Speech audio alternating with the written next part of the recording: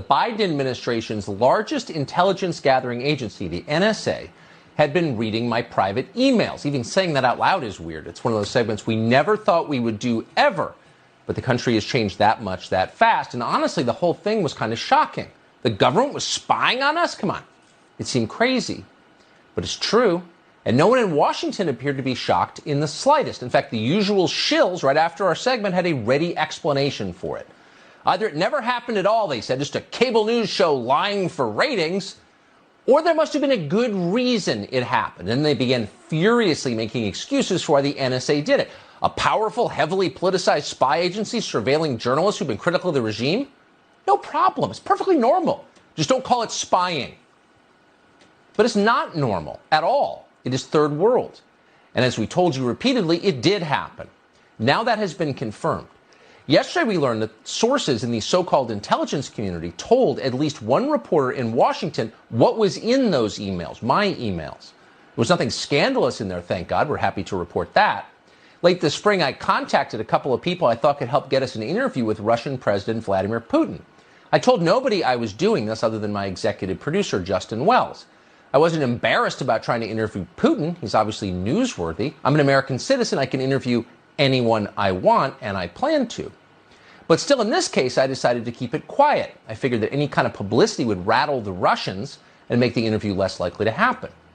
But the Biden administration found out anyway by reading my emails. I learned from a whistleblower that the NSA planned to leak the contents of those emails to media outlets. Why would they do that? Well, the point, of course, was to paint me as a disloyal American, a Russian operative, been called that before, a stooge of the Kremlin, a traitor doing the bidding of a foreign adversary.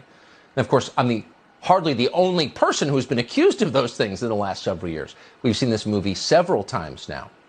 At the same moment the communist Chinese government increases its already stunning level of control over this country, our leaders prattle on about the threat of Vladimir Putin. He's an evildoer, they tell us, a totalitarian dictator. Vladimir Putin does things that no American leader would even consider.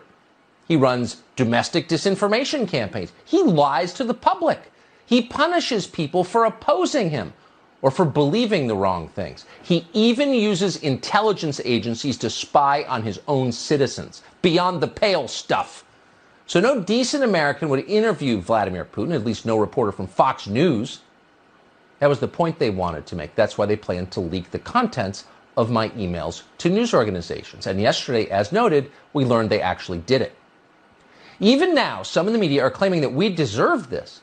Emailing with people who know Putin, are you? Of course the NSA is watching you. That's what you get. But that's hardly the point.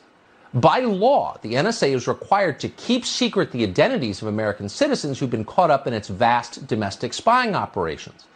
So by law, I should have been identified internally merely as a U.S. journalist or American journalist. That's the law.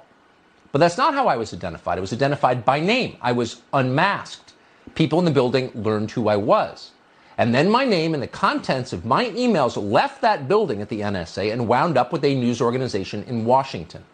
That is illegal. In fact, it is precisely what this law was designed to prevent in the first place.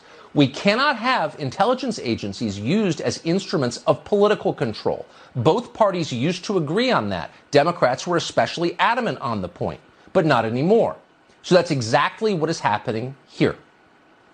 We need to find out how this happened. Who did it? Who allowed it?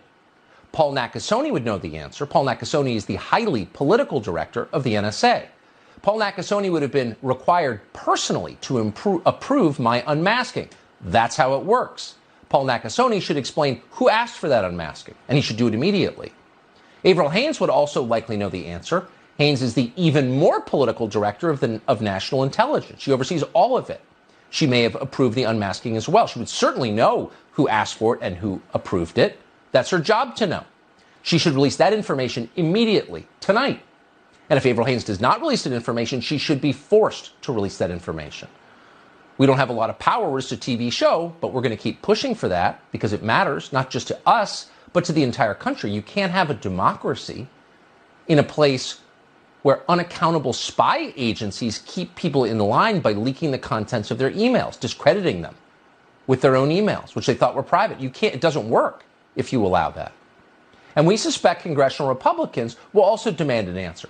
Many have finally awakened to the fact that the intelligence agencies, which they have blindly supported for so long, are not, in fact, their friends. They're not the friends of anyone in this country. They're dangerous. That's obvious.